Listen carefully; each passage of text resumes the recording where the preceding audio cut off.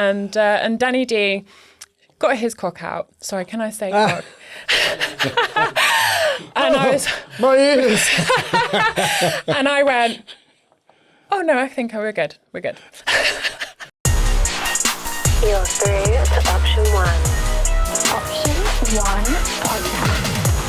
Hello, welcome Bonni Gee. Hey. Welcome to the Option 1 podcast, which is very conveniently there behind me in case I forget the name of it. How are you doing? I'm really good, thank you. Thank you for having me. Thanks for being here. My name is Ben. This is the first time we're meeting, so This is all kind of lovely. We're going to get to know each other. We're going to be asking you lots of questions.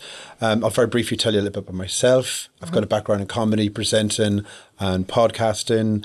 And I just really love to find out about people, about their journeys, how they're going through things, the highs and the lows, the fun, the weird and the crazy. And that's what today's going to be. We're going to have some fun if you're up for that. I'm definitely up for that. And the weird and the crazy is all good for me. Weird and the crazy is all good. Yeah. Fantastic. Well, we're going to dive right in, Bonni, because, that's what we do here. So we're going to ask you a lot of questions. Now, like I said to you before we started rolling, these are some personal questions. There'll be mathematical questions later. There will be existential questions later as well, worldviews and stuff like that. But before all that, we want to just get to know you as a person. So, you're in the adult industry. Yep. Okay, so we would love to know from your own words, like, where did that come and where did it materialise? What were you doing before that? What was life before porn? Oh, it's been a long journey, and for a lot of people, they probably think that I've jumped straight into porn from waking up one day and that was it. But I was a hairdresser before. Okay, right on. And I did enjoy it, and I love chatting to people, and I just chat to people in a different way now. That's all, and a different gender mainly. So in that case, so that's like a transferable skill, right? So you've got the gossip, you've got the chat when you're doing the hairdressers, you know how to kind of talk to people, how to you kind of appease them. It's make them feel good. Finding out about people and just having a good vibes, getting to know everybody. Okay. And then I moved into doing some modelling. Okay, right on. Nice. And that was like pin-up modelling, lingerie, and then implied nude, art nude. And I just found I became a bit of an exhibitionist. I liked it. What can I say? No, that's absolutely fine. Like, this is it. We are in an era now where this is like, again, why we're here as well, like breaking taboos about what people think that is acceptable, what people think that it's comfortable to talk about, and the fact that you're here talking about that aspect of that, and whether or not, so we want to know as well, like, was that something that came out of necessity? Was it like, I need to do this and this is going to help earn me some money, or just I always wanted to be an exhibitionist and I'm going to do this? No, I wasn't at all. I mean, I've always enjoyed like dressing up with my friends, going out, getting like glances from the men at the bars. Right, right. We all like that, and if someone says they don't, they're lying. But we all like it. But no, I was quite happy with my life, and then COVID happened, and it changed a lot of people's lives. But my husband bought me a glamour photo shoot for my birthday. That's very cool. And I was like, oh, amazing. Okay, brilliant. And then I got really angry with him on the way there. Okay. Because I got nervous. We want to dive into that very quickly. Why were you angry with him on the way? Because he was like, you're going to be really good. I'm really nervous. And he's like, you're going to love it. And I'm like, well, it's not you getting naked, is it? You're going to be getting the receiving end of seeing these pictures. Yeah, and it was just point. Nerves. But and can you see that to me? He's just trying to placate. He was like, I find you so beautiful, and I want you to be able to look back at yourself and just appreciate what I see, and you've got these pictures that you'll just love. That's amazing. That's really supportive. And so it was very sweet, but I just I couldn't talk to him for the most of the journey. And then we did I did the shoot. He wasn't there. And I loved it. I absolutely loved it. Amazing. And I apologised to him afterwards. I was like, I'm sorry, I gave you a hard time. Oh, it's okay, I'll see the pictures, and it's fine. So on that note, and I know this leads into stuff that we kind of already know. So you're married. How long have you been married? Oh, God, don't ask that, because I'm terrible. We've been married 13 years. No. 13 years? Yeah, wow, together that 15. Is incredible. Right, big up for that. 13 Thank years. you. That's like guys at the back there clapping. We can't hear them. 13 years. Okay, I've got a couple of little things on that. So firstly, when did it become apparent that you were going to be working in the adult business in the porn industry with your husband? How was that conversation and how did that support manifest? Well, with the photography, I quite liked having someone shoot me in that way. And excuse me, initially it was women, and that was nice in that people would see the photos. And I liked that people would see the photos. Yeah. And he liked that as well. Okay. And he always liked me looking nice for people. Like if we go out, he'd be proud. He wouldn't be one of those men that would be, don't wear that, you can't wear that. He would always be like, no, you look amazing. Like, I love that you like to dress up and look beautiful. And so with the photography sessions and photo shoots, that kind of escalated where I quite like the male, like, thoughts of how to take a nice picture of me would be slightly different how women would, and it was slightly more sexual but still professional. Yeah. But he was like, well, how was it with the male photographer? Right. Okay. So he was like moving the fantasy into it. And that's the thing, right? There's so much fluidity now.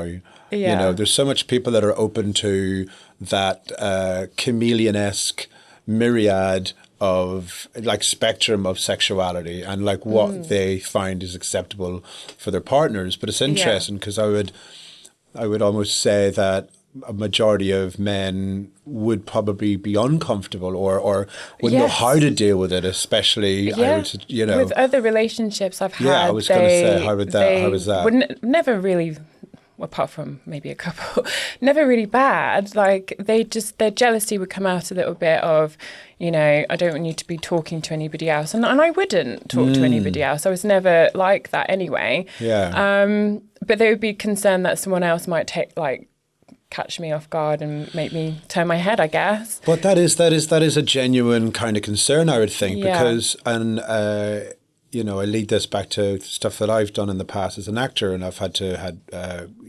scenes with females, and the person I was at the time was even with that was like, that's uncomfortable. So this is you know, a next level to you know what's going on, and like the fact that there's an okay agreement there, which is very subtle. Yeah, it was very subtle. Right so on. it would just be like a little between. It was never anything with the photographer. Just want to put that out there. There's no photographers. Nothing happened like that. It was just between us, and like he would just like tease with it, like, "Oh, did you like it?" And I'm like, "Actually, I did quite like it. They got a little bit hot under the collar, I could tell." But it's just between us, like, and it became like a bit of a fantasy that other people taking like videos or pictures of like me, and it was a turn on for us. And then it moved into like content creation. Before that, though, I'd started webcamming. Right. Okay. Do you want to tell us about that? Let's tell us about that. The ups, downs, you know, the fun times and the not so fun times. Whatever you want to talk about, Bonni. It's all fun because it's all a learning curve. Right. So even when something's like not necessarily fun at the time, you learn from it and you evolve. So that's how I look at it all. But I got into webcamming from a friend at the time. She was doing it, and I was taken aback when she told me she did it. I was like, I didn't even know about this world. Like, that's how much I didn't know about the adult industry. And she said, you'd be really good at it. You're good at talking to people, you know. And I was like, okay, I'll give it a shot. And I actually loved it. I loved talking to people. I enjoyed getting men feeling a bit, you know, hot and bothered. It's the name of the game. And then I would talk to my husband about like, you know, well, what did you get up to? And I'd say, well, you know, they asked this request from me, or they like this, or there's something I never knew about, and I'm learning, and I'm telling him, and he's like, oh, I didn't know that was a thing either. And we had so much fun through the journey of that. I think that's amazing. And I think that a lot of people, you know, I mean, obviously that's not for everybody, right? And a lot of people would balk at that because of societal... And understandably. Yeah, and because of societal, constraints that we've had through millennia, this is all new. And also there's a huge pushback on individuality and sex and stuff by people. So... to have that is pretty incredible for that to, and also for it to kind of grow organically into a place of complete respect for each other, and he's getting to know you more and more in tune with who you are. That's right. And like that's kind of incredible. It's the communication. Yeah, exactly. Out of everything I would say to anybody on this journey is communication with who you're with. Yeah. And if you have that, then you can go through so much together. I think it's if you're not talking to each other, then that's when jealousy can arise. Absolutely. That's when other issues can come up because you're not on the same page. And, you know, it has been a roller coaster. It's not been just like up. It's been up and down because we're both going through something we'd never originally planned to. That's a question I wanted to ask you. You know, how does that come? Are there times when you come home from work and he's like, hey, honey, how was your day? And you're like, do you really want to know? Absolutely. You know, so his learning journey was, he's expected me to come home and it'd be super hot. He's like, I can't wait for you to come home and tell me about this. It's going to, like, we're just going to have a blast when you tell me, and like, I'm going to love it. And I'll come home and he's like, so how is it? And I'm like, well, he left tissues on the floor. And he's like, oh. And I'm like, and I had to pick them up, and that was really irritating. Or he just made a comment which was just like really ill-timed, or just little niggles. And it's like, because you can't live two emotions at the same time. So even though when you're going through something hot and fun, you also have other things going on that you're in someone else's space too, and you're both different, and there's going to be something that's quite like annoying. So you come back and you tell the one person that you care about. And you care about, and you tell them all the niggles. And so he's like, well, that wasn't very hot. Well, no, and I don't want to pry on this, but I wonder as well, like, has he ever gotten to a point where he wants gory details and you're like, that's off limits? Or do you not? Is that kind of like a closed conversation? Or has it never actually come up? Because he wants to know certain details. But he lets me, like, he's learnt along the way to let me just divulge it when I'm ready. So he's learnt that I can come home and I can say that the traffic was bad. Keeping it normal, keeping it just as normal like life is, with normal right? jobs, like the traffic was bad, I did this, that was that. And then there's a few like little good parts, like, oh, the person was really nice, or this happened on cam, or whatever it is. Like there's a little bit of token fun for him to hear along the journey, but it's like any normal work. And then but as time goes on, like about a week later, I will then say, remember when I did that? And he's like, yeah. And I was like, well, this happened. And he's like, oh, and then we can get into a discussion. It's almost like it needs to kind of digest. Yeah, and you need normality too, don't you? Like, oh God, I was in and one of the girls was at the coffee machine and was blah blah blah taking the time, or one of the producers was being a knob. That's it. You know, you just have to have. Well, he would see me. Not that any of these producers are knobs. These guys are the best. Absolutely not here. But he would see me all dressed up, looking really nice and hot to him. Yeah. Go off and work online, and I'd come back home from being on cam, and he would expect me to be like, he'd be like, you must have had the best time ever. Like, you must have had so much attention, so much fun.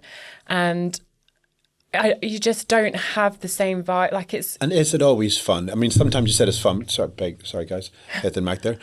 Sometimes it's fun, but is there ever days where it's just like, oh God, this is a bit much, and there's the guys that are calling in are a bit odd, or not like odd, but like just a bit kind of like, I'm sure you got a vetting process and stuff like that. Yeah, but you get some odd calls, is how I would put it, and there's some negative calls. Yeah, a lot of it. I always look at it as projection. Exactly.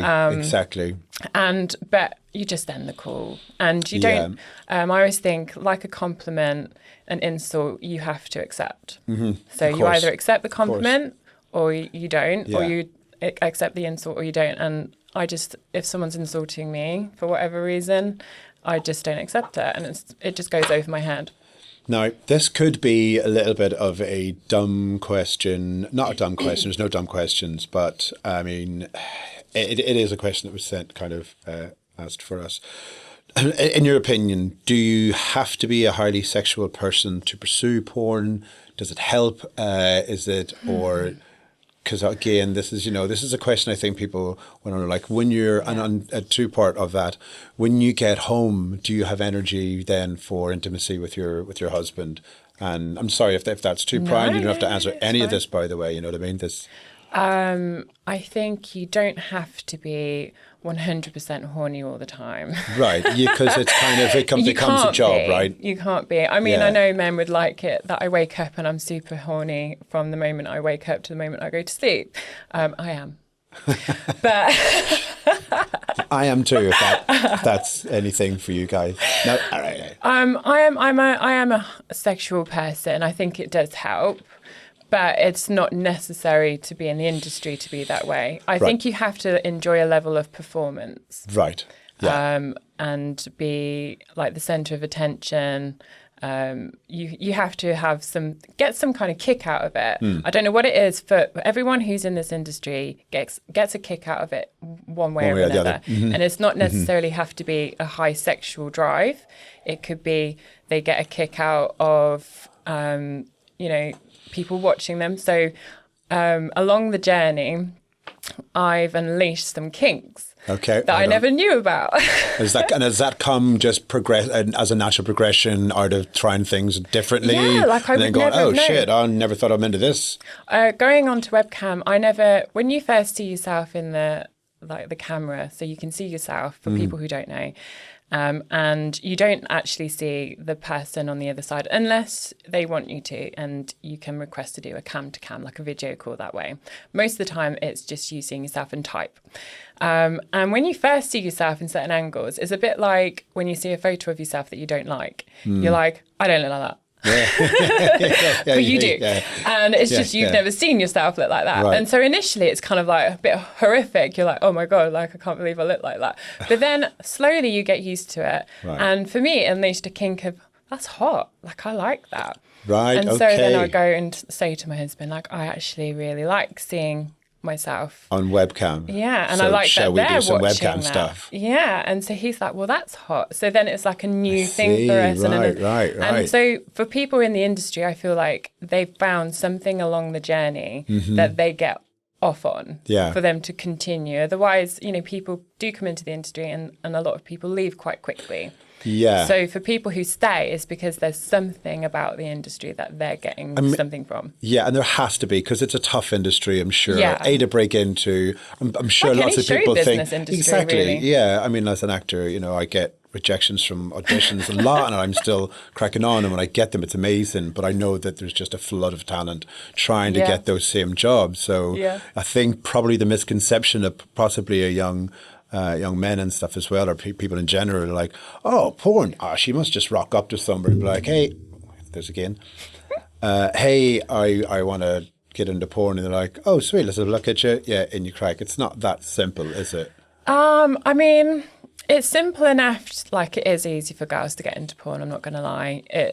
If you're immediately retract that statement. Go for it, guys. For guys, not so much. Right. Much harder for guys. Yes. For girls, it's very easy. But you have to have some substance about you for you to be able to stay in the industry. Yeah. And, there's a lot of young girls going into the industry, especially porn, who haven't the knowledge or the understanding. And they're there to make some money quickly.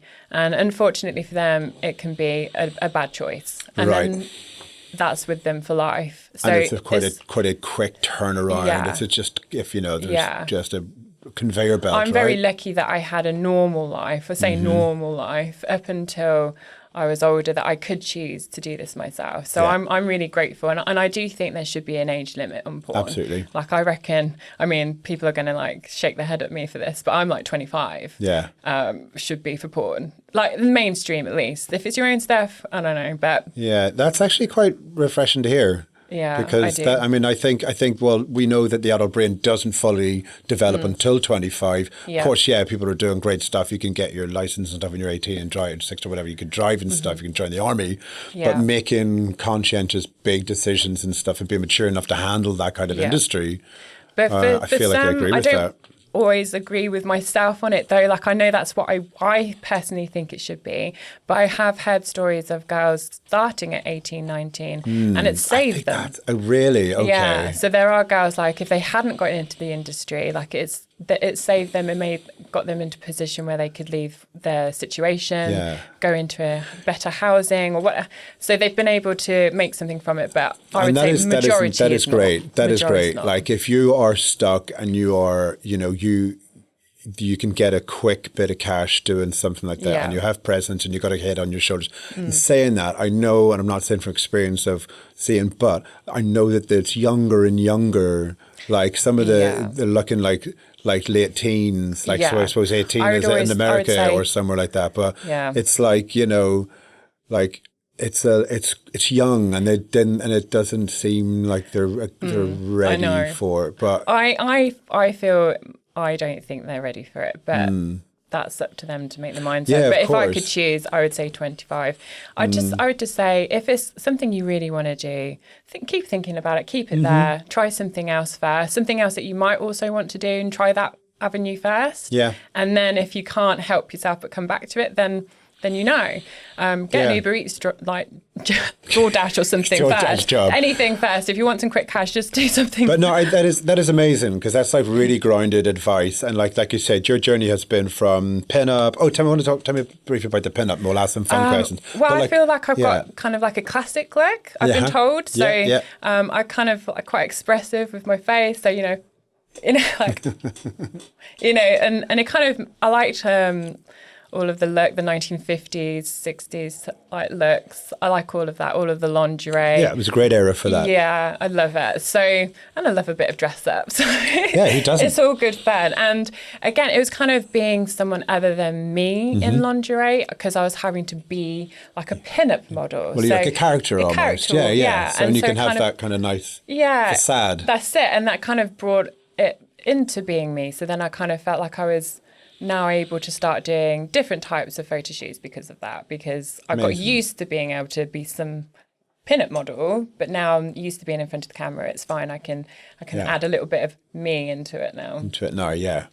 How long did it take you when you started off? Obviously, you'd done photographic work beforehand.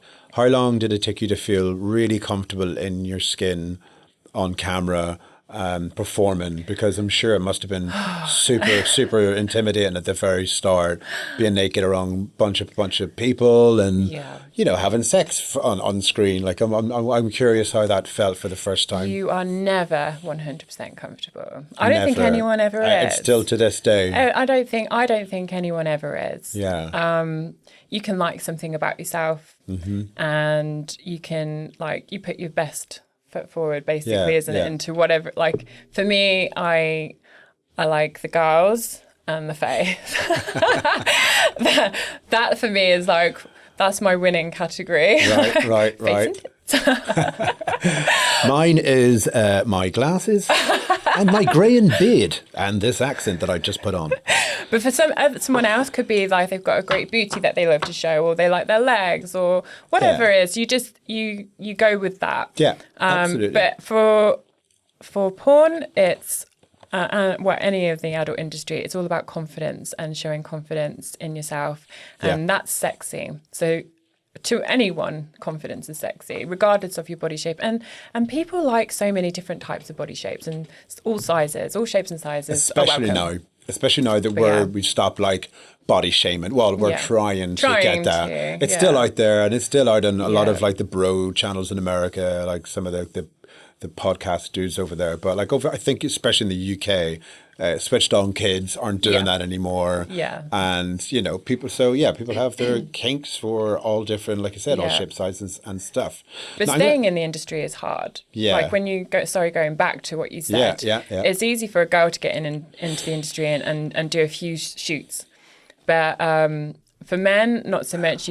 There's a lot of things that men have to do for I'm listening. What are like, it's one thing being good in your home life, but as soon as that camera's rolling, things go south. Oh, and trying to get that back again is a mental problem and so if you are able to do that, then you're already 90% there for the industry. Yeah. And in the industry, they kind of recycle. They recycle the men over and over again. Like, it's not a massive group of men in the mainstream industry, because they want to make sure that when they're on set, that the performers are going to do the job. Right. And they're going to get done. It's going to get done properly, quickly, efficiently. We're not going to have any trouble. So they use the same men over and over again. Right. So a lot of people think like you're with lots of men all the time, but Right, it's not. no, it's like about 10 men. That's actually quite cool. So you got like a little pool, and you probably get to know each other. Because it's so hard for a man to be able to focus, do what they need to do. Like, a position for your home life is completely different from on camera. You have to open out to the camera, and you have to have face to the camera. You know, you can't do all the ways you want to do it at home. It's not the same. There'll be a lot of guys watching this, whose minds will be blown now. Yeah. They'll all be like, "Oh, I know those 10 dudes." Yeah, and they'll recognize it. But yeah, like you're saying, like they still have to know how to position themselves so they're cheating out to the camera, opening out to the camera, right? And we have like there's certain productions where it's like a gonzo production, it's called, where it just carries on. There's no script or anything. It's just quite raw. But for most scripted, like you have like each position is cut. Right. And so then you have to go from that position to the next. And so, you know, I get a lot of men ask me, you know, I can't last for 45 minutes. How, you know, is that what women want? No. No. No. My partner has told me that's also a myth.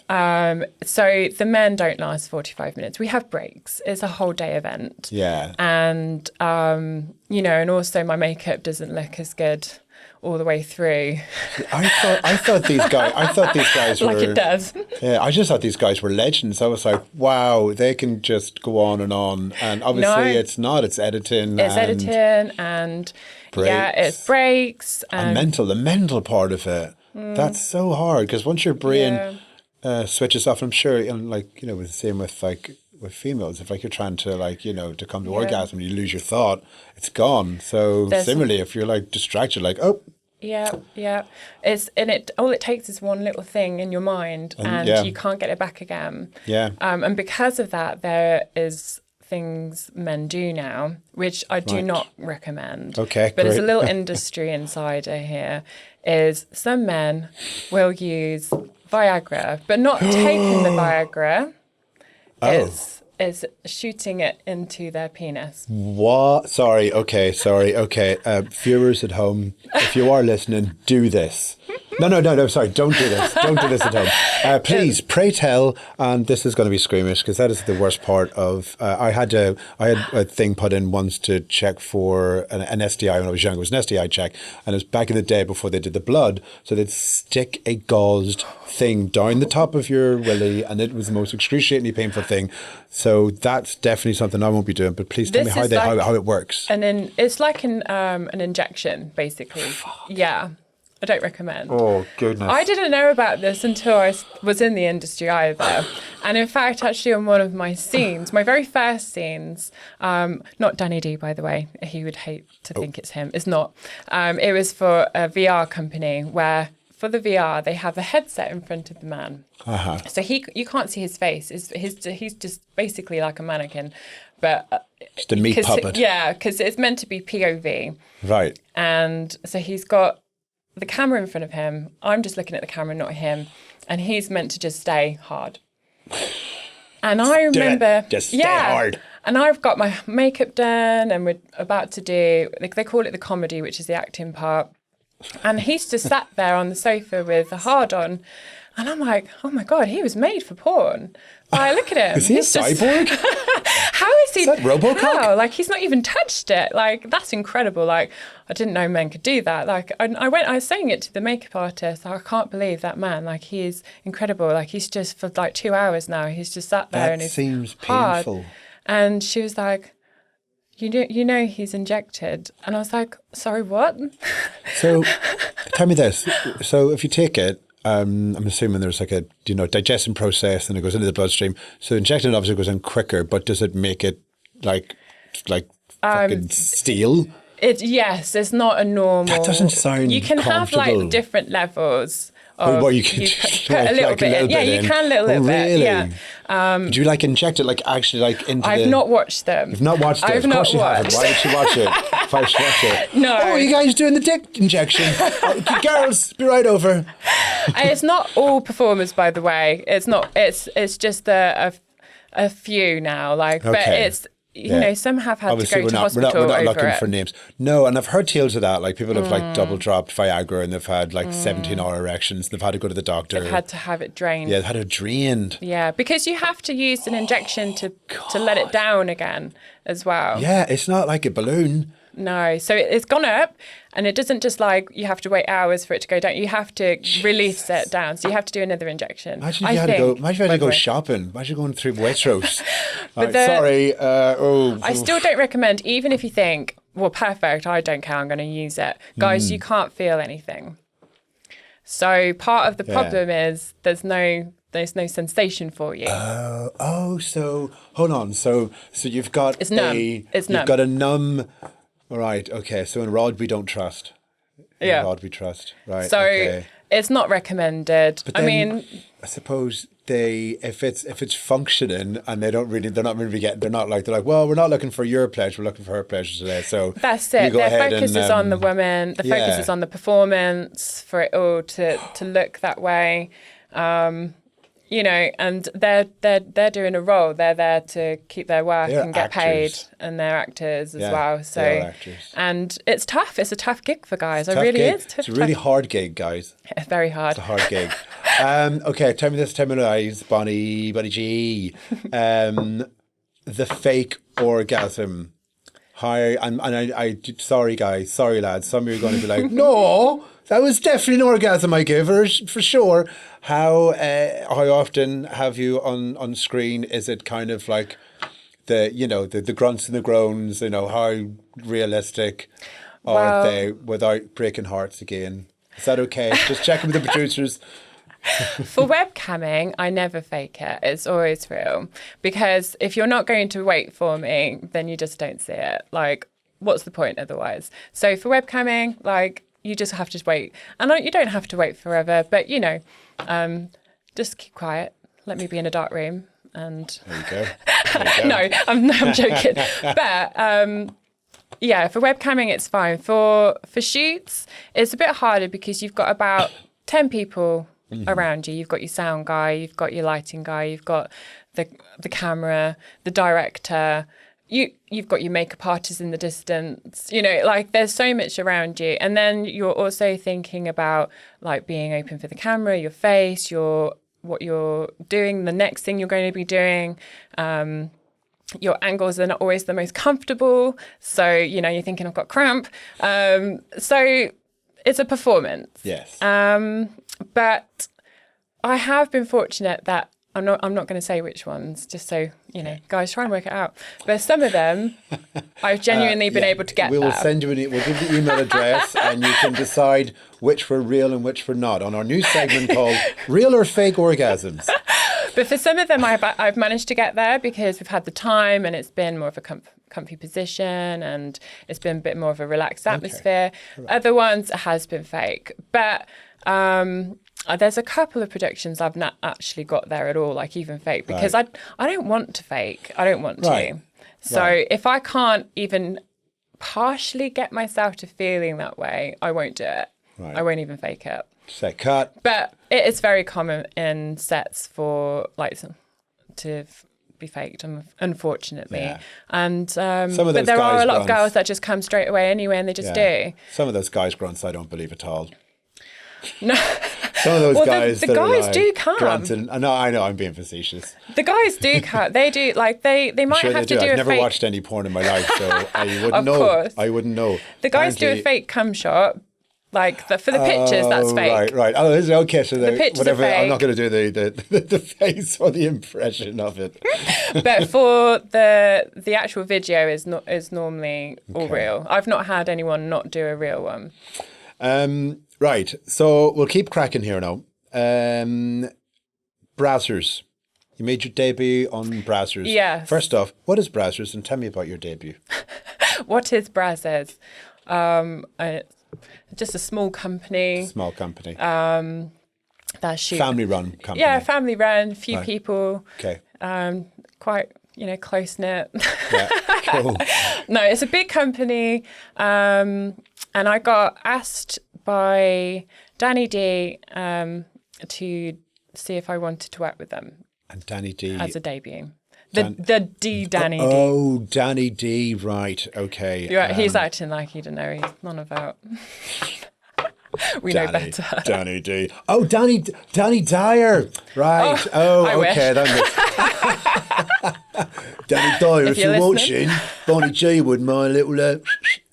I like him. He's funny. He's funny. He's had a resurgence. He's great. Okay, so how was that? Was that must be like a big step in your career? It was. So 5 months previous to that, I got asked to join a modelling agency, which I'm with, to do porn, and it was just a bit too soon for me. I'd only just started doing content creation. Again, people think I just went straight into it, but it's been a little steps along the way, and content creation was the next step after webcamming. And then they saw that I was shooting with other people, so they contacted me saying, would I like to do mainstream porn? And it wasn't a no, it was just I'm just not sure. So if I'm not sure about anything, I don't do it. Yeah.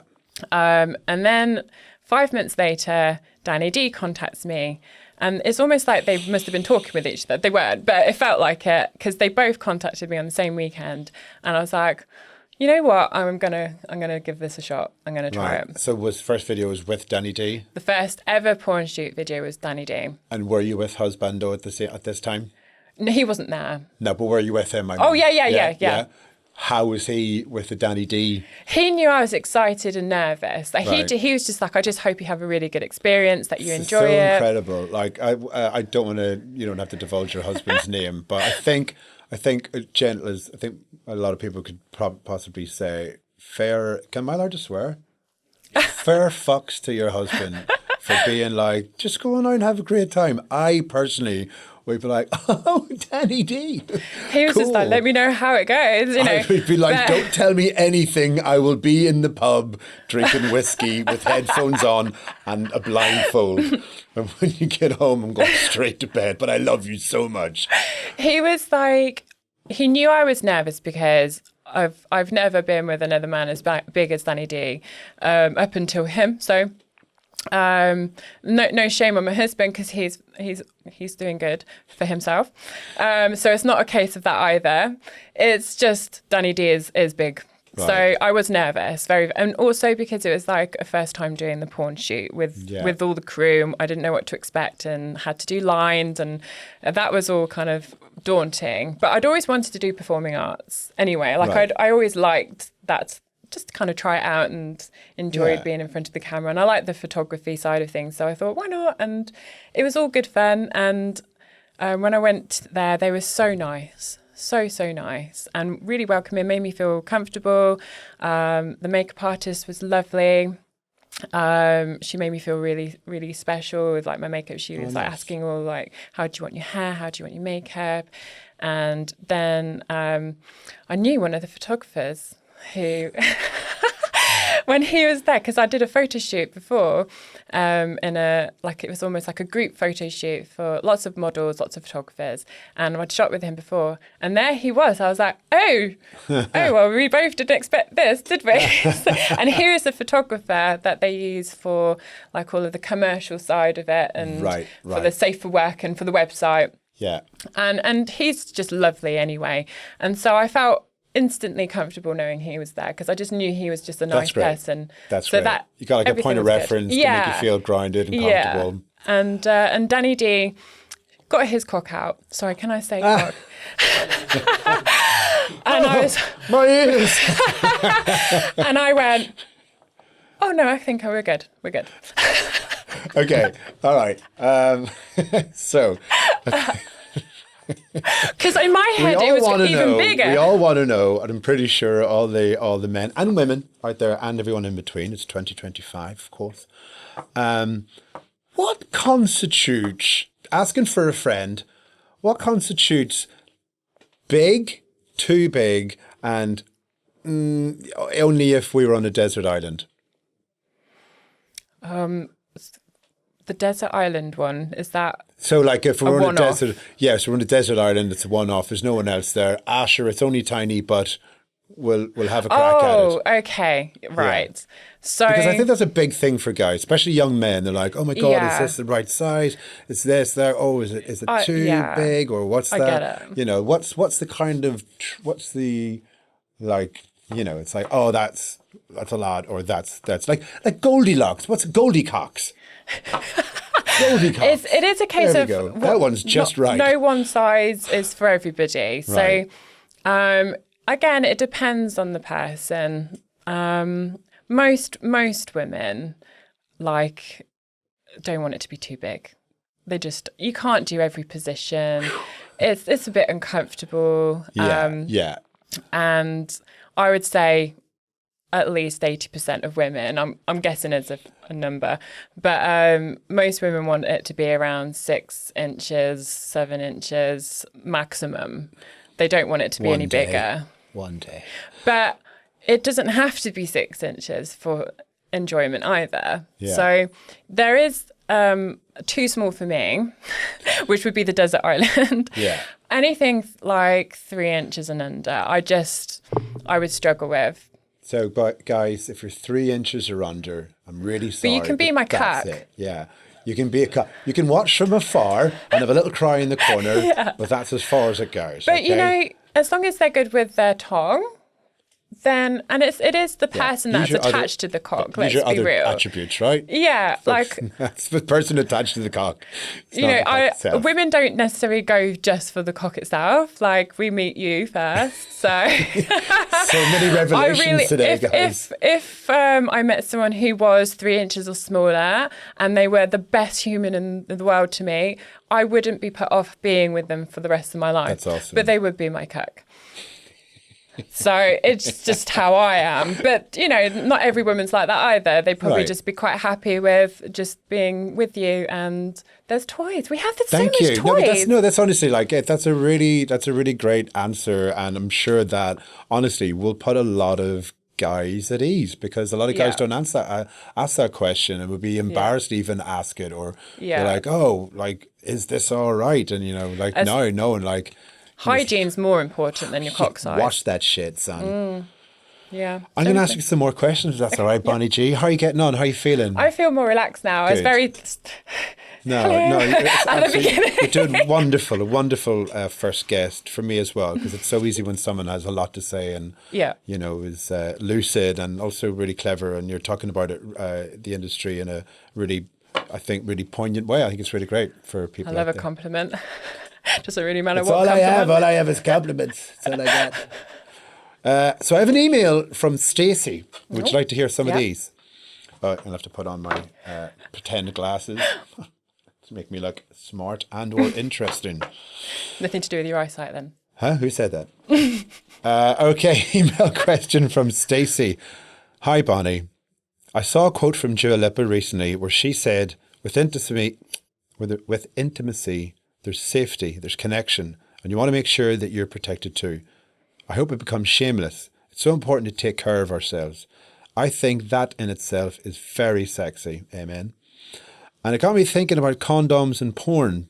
Do you think there's a noticeable difference in popularity between porn using condoms and porn without? I was wondering where this was going. So Thanks, thank you, Stacey. Stacey. It was really good. Very thoughtful question. Condoms and porn. So we have to get certified. So you have to go and have all your STI checks every 14 days when you work in mainstream porn. And you have to have not just the normal kind of swab here and there. It's blood tests, throat, vaginal, anal swabs. And the blood tests show like you have it's kind of PCR, which is first detection of HIV. You also have medication you can take, which is to prevent HIV as well. So there's all these things, but everyone has to have these sets, and it's every 14 days. Or even before 14 days, if you've worked with a number of people, there's a limit of people they allow you to work with before you carry on working. So that's important. But there are still measures that you have to take, and risks are always involved when there's no condoms. And that is just part of the job, unfortunately. You just these things can slip through the net. Yeah. I personally love condoms. Right. Okay. I get turned on when I hear the ripping of the opening of the condom packet, because I know, like, oh damn, he's ready. We're ready for, ooh, yeah, let's go, baby. Like, it brings, like, it's like an ASMR thing for me, hearing someone open that condom packet. So I'd love it if they used it more important. And in certain countries, like in France, you have to use condoms. So for dorsal, they use condoms. Men don't really like condoms, do they? Let's be real. And a lot of women don't. They prefer the raw feeling, which is why in porn, we want to see the cum shots, we want to see the juices, saliva, all of that. They don't want to see the condom. But personally, don't want to see the bag fill up. So I'll just be right back. Just going to put it in the bin. That's not sexy. Well, I don't know. I quite like it. I like to see how much there is. Hey, you throwing that out? Gives it up first. Well, no. Look at that. It's just what you associate as sexy to you. And of course, for me, like, before porn, safe sex was condoms. And safe sex for me is sexy. Someone taking the responsibility and care for the other person made me feel attracted to them even more. Yeah. So that when they open that condom packet up, I'm like, fucking yes. yeah, you got this. Yeah, you're not asking, have I got one? You're not like, oh shit, I forgot. Mine. Like, can we still, none of that kind of awkwardness. Like, just being a man and doing it and just taking care. Yeah. It's like ticking the box. So that turned me on. So now it's like an ASMR like vibe. And the reason I know it's an ASMR thing is because on a webcam, someone likes to use a condom on themselves. So they opened it up and I was like, whew. Oh, hello. That's so hot. I was like, I'm here for it. And it just reminded me of how it made me feel when a man took care of the woman, being in charge, being confident, responsible. And that was sexy to me. And so I'd love it if we had it more important. Right. Just also to kind of teach others that yeah, it's still good sex. You absolutely, can still it's have really good hot practice sex. still. Yeah. Especially for younger people. Yeah. On that note, I want to get back to some more lighthearted stuff. Not that this isn't all really important stuff. It really is. Safeguarding has come a long way. Do you feel pretty safe in the jobs you go to? I'm not saying not intimacy coordinators per se, but people are on board to make sure that things don't get too rough, or there's limits to where you can go with stuff. So being with an agency is the first step for your safety in this industry. There's a lot of content creators out there and you have to do your own checks. For me, having an agency, they work with the production, so they've made like a relationship, like a working relationship there. So I already know that when they ask me to work with somebody, they've already worked with them. They show me who and I can say yes or no. Got you. So they kind of write off a lot of people before. So that's like one rule out of the way. Next step is going on set. You have so much paperwork. Really? You have so much like contracts. You have to sign everything. So it's release forms, so you to be able to do it so that it's all consensual. Then you have like a long list, especially with Brazzers. You have a really long list of all the things that you are comfortable doing. Right. And it's like yes, no. And then there's a box for if you say yes, but not, so you can kind of elaborate like, yes, I don't mind this, but I don't want it like that. Or like spanking. Yes, you can spank me, but only on my booty, like nowhere else. No. So you kind of specify, and it's like, rough sex, yes or no. It's everybody's like, there's no kink shame, there's no enjoyment shame or performance shame. Everyone has their things that they like to do and what they want to show. I was on a set once where I was like, no, yes, no. And this girl, bless her, she was loving it. She's, yes, absolutely yes. And I'm like, tick. Yeah. Ooh, double tick. So I was just like, how many? Oh. And so they it's not a competition, but... yeah. I'm like, you like a lot. But they You're also here record all day, mate. But they record it as well. So it's also yeah. on video, recording you doing this, saying yes to everything. They record you afterwards. That's really detailed. Yeah, It's yeah. great. But, you know, because there's been a lot of mistakes in porn throughout the years where people have been having really terrible circumstances with it and not feeling safe or not feeling like they were pushed too far. And this helps the company and it helps the performer. Yeah. And I think it's a great thing that that's they do now. No, that's really great because it's a celebration. Like, you know, it is, you know, people can base it, whatever, but it is two people still come together to do something. So you have to feel like this is artistic and we're comfortable and we're safe. Yeah. Like we don't have someone going over the top and like choking too hard or stuff like that. Oh, and you can see, you know, and you that was out there as well. Like they do, like UFC. Like you do a tap, like cut. Or you can just say cut. Say cut, yeah. But you can, if they're a bit rough, like a bit hard, or you're not a bit uncomfortable, you can like give a bit of a tap to them. Yeah. Away from the cat, like, but then they'll stop. But I don't do anything, and I hope this is the case for a lot of people. But everything I do is what I like. Yeah. So I don't take on any like roles that I'm not comfortable like just doesn't feel like I said comfortable for me. Yeah. Or I feel like it goes against my values of what I feel should be good sex. Do you think that that's because you have worked up and earned the right to have that choice? Do some people My age is part of it as well. Some people haven't got the right to do it. Like, do some people maybe have to just be like, oh, I have to just go along with this because I need the That's the what in. I feel sad about. Yeah, I think my age is one thing because as you get older, you feel like you have more of a voice anyway to say what you do and don't like. Secondly, I feel that, maybe they don't know they won't like it. So it's a case of trying your way through things and or they feel they should do if they want to make it a good career, they need to. Yeah. And there will always be someone trying to push you to the next pressure. levels and like get you to do the next thing because that makes money. But I just straight away would say, I don't like this, don't like that. And in fact, it was a joke with me and my agent was like, good luck getting me work. Because that's off there was limits. so That's much I was off saying no. limits. Yeah, because like I'm not into choking. I don't mind someone being like passionate and holding there, but I'm not into like, you know, it's just not for me. Yeah. I want it to be that a woman looks that she's enjoying herself. It's not just the man. Yeah, actually, it's got to be for me, that's consensual sexy. and mutual.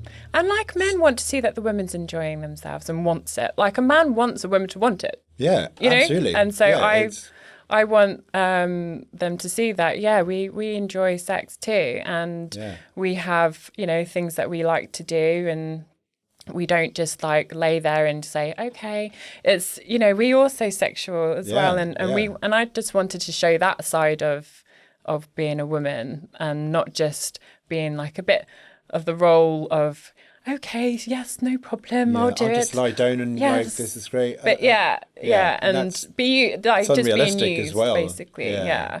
So I like it to be hot. Speaking of hot,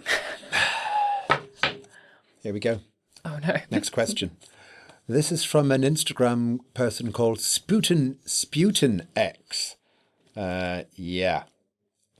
So he thought that this was Bonnie Blue at first. And then he goes on to say, firstly, do you often get these comparisons? This is, what do you think of Bonnie Blue? And is there a collaboration on the cards anytime soon? Bonnie Blue is an amazing businesswoman. That's all I will say about all I know of her from an observer in the industry is she has nailed marketing in her own way. It's not the way I would do things. I'm not into rage bait. I don't want people to feel negative from something I've said. I want them to feel good from something I've said. And if it causes a debate and we have a difference of opinion, that's fine. But I don't want to get your heckles up, basically. And I feel like she's gone about the algorithm a really clever way, but by doing it that way. So I agree to disagree on that one with her for her. She's obviously into gangbangs, and apparently I have no judgment on something, that. Something in the high hundreds I last read. Yeah, I have no I love to watch a good gangbang. But does that strike you personally as like, okay, it's done for the publicity? Obviously, I mean, I don't know what's in her head. I can't imagine you wake up in the morning and go, I think 1,000 dicks today would be good. If I can do that, that would be great. Like, I bet she's it must be sore. It must be tiring. It's extreme. I reckon she wouldn't have just woken up one day and decided that's it. There must have been, again, like my journey. She's had her journey to get to where she is and what she's wanting to do next. If she enjoys it or not, I have no idea. Because it kind of really has split the room, hasn't it? Yeah, it's not for me. I like it to be a bit more intimate, a bit more personal. I like to watch gangbangs if I was ever to watch something, but that's more of a fantasy watch rather than a wanting to do. Sorry, guys. But yeah, like I don't like to shame people and what they like to do, and she is essentially, she's a porn star now, you know. So that's her niche. That's what she does. I do not like what she's presented it to the younger girls and boys, because I think they think all they have to do now is film themselves with lots of men and they'll make millions of pounds. And I don't like that. I think that's not the case. Yeah. Like, there's a lot of marketing behind it. There's a lot of things behind the scenes, a lot of hard work. And, you know, you have to really want to do this job. You have to give it, it's just the problem with this instant kind of like, if you like, maybe they get a couple of hundred, like a couple of thousand likes or something, like, oh, that's it. I'm in like Quinn now. That's my job. But they really don't know. It's day in, day out filming, editing, dedication, marketing, but growing also, influence, growing your following. You need release forms for every single person you're with. So all the forms I do on a porn shoot, you have to have, otherwise they can't release the content. So on places like OnlyFans, you have to tag the performer and you have to have release forms, but I think it got to a point where you need to tag a performer. And how are you going to tag all these people? They're all like, no one wants their, like, if they're actually people who are public people who don't want to be known, and if this is what she says it is, and they're not performers who you can tag, you can't upload it anyway. Because you're going to have thousands of release forms, and that's going to take hours of your time, and uploading all these release forms.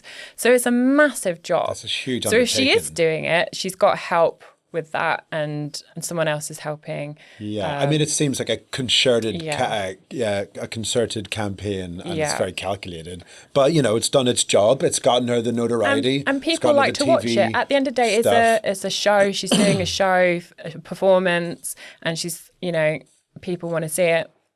So but there's no collaboration. No collaboration. I'm Sorry, not doing lads. gangbangs. Sorry, lads. You know, this is do not watch this space. Right, I've got another one for you. So this is an Instagram comment from Andrew Norton 39, who sounds like an estate agent. The Nortons, you know the Nortons, right? What was Bonni Gee experience like getting to work? What was the experience like getting to work with Joss Lescaf and with Black Raw? Joss is such a sweetheart. Really, really nice man. He's a lot shorter than me. Short king? I'd never point it out, but he did. He was like, oh, you're super tall. And he said it a fair few times, so I knew that was like an issue. But he was super, super lovely. Black Draw is actually one of my favourite scenes I've done. And he was the sweetest, kindest man. He knows what he's doing when it comes to filming. Like, he's been in the business a long time. He knew I was new to the business, so he would always like ask, like, is everything okay? Are you okay? Is that okay? Like, he was constantly wanting reassurance. so that he knew that he wasn't being too rough or I was happy, and he just cared about my feelings on it. So he was lovely. I really liked him, and he's very successful in his own right. Yeah. Yeah. We have a voice note from somebody. I don't know if I should say who it's from or just let her guess when she hears you'll recognise the voice. I think it's in my... I'm a bit nervous over this voice. Who is it? Hello, babe. It's Olivia Eden. How's your facial exercises doing? I hope you're keeping up with the yoga. You're looking stunning. Look at that. What a lovely, lovely message. I love this woman. She's such a babe. Hi, Olivia. We started around the same time at Babe Station. So, yeah, she's a beautiful person. And I know this might be aired after this, but good luck at the Glamour Awards. I'm rooting for you. Oh, okay. Glamour Awards, is that like the Adult Industry Award? It's or more like like a UK, UK, like glamour, yeah, like UK Glamour Awards, yeah. So it's like glamour modelling, okay. webcamming, that side, not porn, just the glamour side of the world. What is she I think up she's for? up for newcomer, if I can Best remember newcomer. rightly. Best newcomer, well, yeah. Good luck as well to Olivia. Yeah. I do my facial exercises, actually, yes. Okay, please, we now need a demonstration of the facial exercises. I think we do. I actually, Olivia, I've moved on from just using hands and I can't remember what it's called. It's like a jaded stone. I've got this electronic, it's called a zip. And it's like a micro frequency so you do the same exercises on your face. So it's like a lymphatic drainage, and also it's like a micro current. So it helps renew the collagen in your skin. Right. So I use that. So I'm not necessarily doing all the facial movements that we did before, because the micro currents move the facial movements. Oh, sorry, they move the muscles for you. Right. So I'm using that now. There you go. Use a bit of that myself. So we have another little game that we wanted to play, because I think we've gone through quite a few questions. I think we've covered quite a bit. We've got some, the people who've got it in have called in.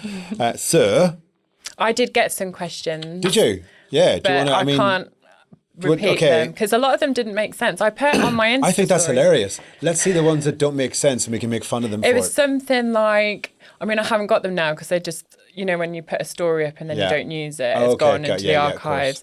But they were kind of questions that I can't really repeat on here because they were quite dirty.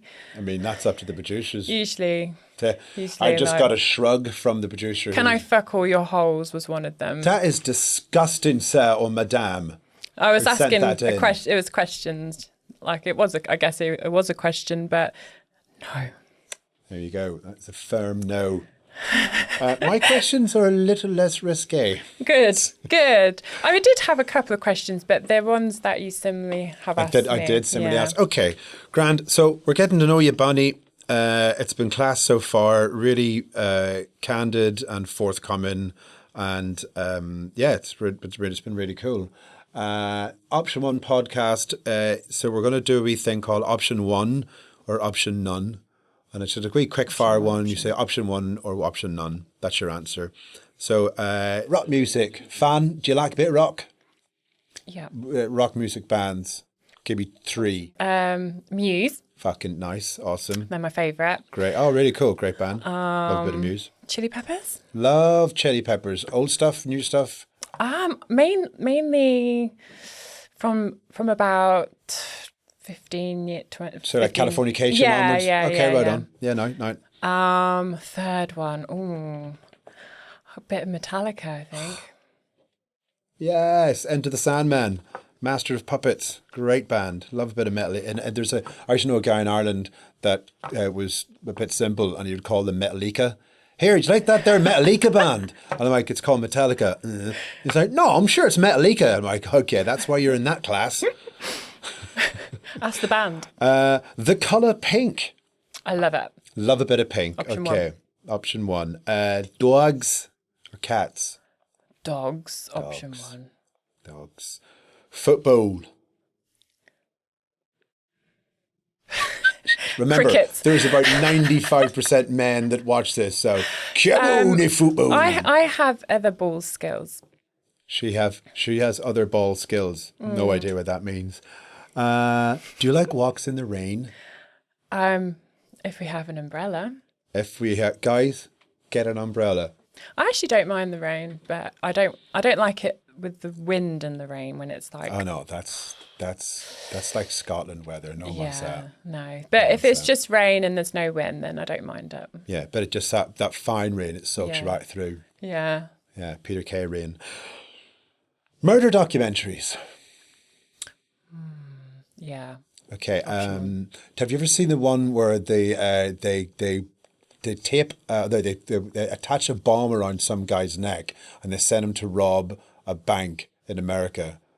It was like this jaded neighbor. She like had this weird thing. It was on Netflix during the lockdown, and they put a bomb around his neck and they made him rob the bank. And although the police came and he was standing outside and they couldn't shoot him because he'd like blow up the bank. It was fucking crazy, and I can't remember what it was called. Oh, so that sounds good. I do like a good murder documentary. How about we Google neck bomb Netflix? It should come up. I love a good, really good, like crazy documentary as well. Okay, like in what regard? Well, the one I watched recently was where the mum was like trying to find out who was bullying her daughter. I didn't see it. I don't want to say. I don't want to say it, but I watched it. I watched it on Gogglebox because instead of watching all the TV, I just get the roundup. That was like, what? Holy shit! Yeah, because then I saw it and I was like, oh, for fuck's sake, I can't watch the actual thing now. I didn't care about the daughter. I just cared that I couldn't watch it again. I knew the ending. I felt so like watching it. I was like, oh, this poor girl and the family's involved, and you think it was just really tough. And then, the twist. The twist at the end. So we've done walks in the rain, murder documentaries. Don't do the two at the same time. It's very depressing. Jewellery.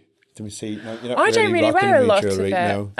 I like I do like earrings, so I always wear earrings. I used to like necklaces, but it catches your hair always, and I get that. So I don't, and I'm not. I want to wear it all the time if I like something. So I just don't wear necklaces unless it's for an event or for a look. Yeah. But I always wear earrings. So like a fashion piece. Yeah, and I always wear my rings. But other than that, I'm not a major simples. Bracelets and all that. Yeah. No, I do like an anklet though. Oh, little anklet. Yeah, the ankle tag. She's only allowed in a 50-mile proximity. She buzzes and goes off. The ankle tags. We forgot to say that. She's a criminal. Okay, all jokes aside. This one's really important for some fellas. Man pay on first date. Oh, this will divide people. Contentious, isn't it? I think it depends on who's asked for the date. I think I agree with that. So I'm all for the modern times. Yeah. I'm old fashioned really. I like a man to be respectful and gentlemanly, and I'll act feminine and ladylike. Yeah. So, but I'm all for how people want to be like mutual and kind of half and half, and then no one's expecting something from the other that they're not wanting. So I get all of that, and it's all valid. I think if I asked a guy on a date, then I'm the one to ask him. So then it's down to me to choose, and you can go on a cheap date. It doesn't have to be an expensive date. But if a guy is asking me, then I'm expecting him to pay. Yeah, or at least make the offer. Oh yeah, because then you can say, "Oh no, it's fine." First date, and if it's not gone like super amazingly, and I'm by no way frugal or skinflint, but if it's not gone amazingly, you both know. I've been on a date where it's like back before, and I'm happy in a relationship, but before when I was single, I remember going on a date, and it wasn't great, and at the end, it was just like, and I was just like, "Are you getting this?" And I was like, "Well, actually, I don't really feel like it's valid." For like if we had a really good time, even if we had like just an average time, but I'd offered I'd asked for the date, I'd still offer, but I was just like, it was quite expensive, and I was like you give me nothing all evening, and I feel like that's a little bit cheeky. I always think, I was like, should I get this? And like, I'm like, a bar date is always good because you can have one or two drinks, and then you can both get around, so then it is kind of easier to do it one person's not spending, and then you get the vibe, and then if it feels that it wants to be a bit more, and the guy's like, I'd love to now take you out for dinner. That's it. Like, and I love being generous when it's there, Yeah. but I just feel like when I was single and dating, there was a lot of just like, it's expected, and I felt like that wasn't very modern, and it was just like, well, it shouldn't be it shouldn't be a given. Yeah. Unless it's a mutual like fun It time, should be great you time. want to do that. Yeah, for the like exactly. And I person, always so want like to if I'm spend- having a great time. I'm like, fuck, no way, this is on me. Like, we've had a blast, but if I'm like, oh, you're a bit of a knob. I'm like, Yeah. If my husband hard says out. to me like, oh, I really like the idea of doing this, I'll clock it, and I'll be like, oh yeah, me too. And then like for a birthday, or if we get to have some time together, I'll go and book it. And then that's nice. So it's because I always think a date is because you want to do it, Yes. ultimately, and Yeah. you want to enjoy it with that person and get to know them, and hopefully sparks fly. Yeah. But so that's how I look at a first date: is just go for a bar drink. Yeah, You don't I have to think make that's it great. I expensive, think or a picnic, or yeah. what have you. Yeah, if because it's a dinner nice can make summer it day. quite like Yeah. interviewy almost, Yeah, kind of. yeah. There's a lot of pressure. I think a bar drink's great, and then if you want to go out and get food afterwards, that's great. Yeah. Yeah. That's lovely, isn't it, lads? You're learning today. See? Right. Grand thought. Only a couple of questions left. Dubai chocolate? This is some kind of in thing that I'm not privy I to. had no idea what this was, by the way. No idea. And I had my birthday recently, and I got given by my mum some Dubai chocolate. I see you And I'm like, did you get this from Lidl or something? What is this chocolate? But it's spelt differently. Well, I don't. Yeah, I didn't know. D-U-B-U-Y, Dubai chocolate. It just looks from Lidl. like when you get those clotted cream fudges, and it's like it just looks like something you just get. Yeah. It doesn't look extravagant. Right, Like you've right, got right. And luxury also- chocolates from places, and Yeah. they've got this amazing quality paper, and you unwrap and bows, and it looks like amazing, and it's like the equivalent of an AirPod. When you open and close Yeah. it, and you just, and the other ones are just like, what's the quality. I looked at this and I'm thinking, what is this? Dubai? What? I've never even been to Dubai. I'm thinking, why she got me Dubai chocolate? I just couldn't understand it. And then I realised that it was a thing. It's actually really tasty. Is it? Really nice. Yeah, really Right, nice. So can we get some Dubai chocolate for the next time we're in, please? Bloody And I was like, actually, that was really nice. And thanks, Mum. It was really nice. Okay, I've got two more queries from you. I don't know what these are. Labubu dolls. I have no idea what that is. I know the Goo Goo Dolls. They were They're a band. They were a band, yeah. They Yeah. were a band from the 90s when I lived in Philly. I didn't really like them at the time, but I was into Tool and places things like Metallica. Do we and know stuff. what this is, though? So it's apparently this like mad craze of these dolls, and there's like loads of counterfeits of them. People are going to jail for like smuggling them. There's a whole like big Oh, the Labubu dolls? doll ring, isn't there? Yeah, so there's this crazy trend that has swept the nation for morons. I mean, for people with money that can want to go out and buy dolls. I don't know. It just So shows. I'm going to go ahead and say that that's a option none. Absolutely. And here's one that's going to be just prevalent in the near future. An AI girlfriend. I think I'm for it. Yeah, all for the Option AI one. girlfriend. Yeah, if you want to be a dom man, and you want a girl to do everything you say, then AI is perfect for Yeah, you. get it in the silicone. If you are anything of a giver, wants to have a laugh, wants to have like an emotional connection with someone, AI is just not going to cut it. You might enjoy a bit of fun with it, but you'll want to have a real connection with a real person. So AI is brilliant for people who just want to tell something to do something. Yeah, and I suppose it takes they can, like you said, you can have a bit of freedom without the horrendous consequences of it making someone feel really shitty. I do think it's going to unlock a new kink in people where they're going to get turned on by women saying no, or men saying no, because the AI is just going to do everything you want. And then it's going to unlock this kink of, I just want to hear no. I just want to hear no. I just want to hear you say no, please. I'm not sure how long we've been going for, but I'm going to ask you one last question, and I think we're probably Good, yeah. Lads. Okay. So 2 very quick ones. One's just a wee silly one. If you had a career, if you had a soundtrack to your career, what song would play every time you walked on set? You've mentioned a few cool bands there, so I wonder if it's anything like that. Apocalypse Now. Oh, such a tune. Do you know, have you seen Muse live? I haven't. I saw them live at Glastonbury with Radiohead and Morrissey back in the day when I actually performed at Glastonbury. Little plug there for me. Sorry. I would choose Map of the Problematic. That just sums me up. That's awesome. Right, okay. One more. I think this would be a nice one to close on. Where has it gone to?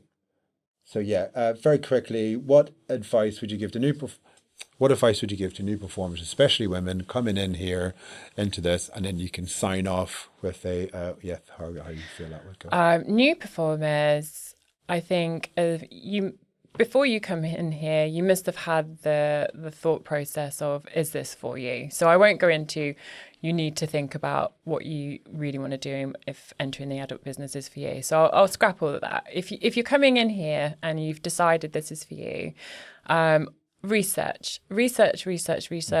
Watch like tube site clips on certain categories so that you understand niches, because it is unlimited free information out there to help you to know what kinks are, because you will come in here and people will ask you questions like, for instance, do you do water sports? And I would say, well, actually, I haven't actually been on a jet ski. And they're genuinely asking something else. Yeah. So I'm like, oh. So you could do the journey I took, which is just throw yourself in there and see what happens. Or you could do some research, which I highly recommend. And just kind of talking to the models, build up a good basis of friends around, and that really helps. And coming to somewhere like Babe Station is perfect, because when you come to the studio, there's other models around. You get to know, you get to build a friendship. You can ask questions like that, like what is water sports? What is SPH? What is CBT? All these things you would never normally have an understanding, or how do I do this? And everyone's so friendly and informative, and there's no stupid question either. We all wouldn't have known until we know. So my advice would always be, just put yourself out there, do your research, make friends, and don't be on your own with it, because it can be quite a isolating job. If you're just working from home and all you're doing is talking to people online, it can be very isolating, and no one else is going through it, because everybody else is living a different type of life. So being around other models who are doing the same as you, I think is really important. That's awesome. And one last one, just very quickly, that just popped into my head. Is there anything that you are currently working on that you want to let the people know about? I'm sure they know already from following you, but anything specifically that you want to just say, like, hey, I'm doing this, coming up soon, check that out? Well, with this job, I'm not allowed to talk about things coming up, unfortunately, until they say I can. I haven't got any new releases of anything at the moment. TBC. But there are things coming up which I'm not allowed to talk about. Cool. But watch this space. There we go. That's it. That's even more tantalising. Watch this space. Bonni, it has been an absolute pleasure chatting to you. Like I said, it's been very forthcoming and erudite and conscientious, and a really nice insight into the industry, fun and also informative. I think that's what we're trying to get here. Like, we want to have a bit of crack, but also make sure that people are knowing that, this is a serious industry, and people are safeguarding it's a business. So thank you very much. Thank you for being my first guest. Guys, the Option 1 podcast, get involved. There'll be emails. You can get on their Instagram when it's ready and everything, and get your questions in. And we'll see you next time for episode 2. I've been Ben Keane, and this has been Bonni Gee, and we're out. Thank you. You're through